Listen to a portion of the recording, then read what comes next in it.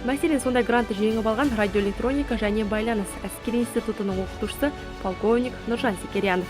Ресей әскери әуе қорғанысы академиясында білім алған. Радиоинженерлік офицерлерді оқыту және әскери техниканы жетілдірудің озық техникалық шешімдерін жасау арқылы оқытушылық және ғылыми зерттеу жұмыстарын сәтті үйлестіре білді. Мәселен, осы уақытқа дейін 4 ғылыми жұмысты қорғап шыққан. Ең бірінші ұрыс алаңында түнгі уақытта күн сәулесіз жеке құрамға және жүргізушіге көру мүмкіндігін арттыруға мүмкіндік береді.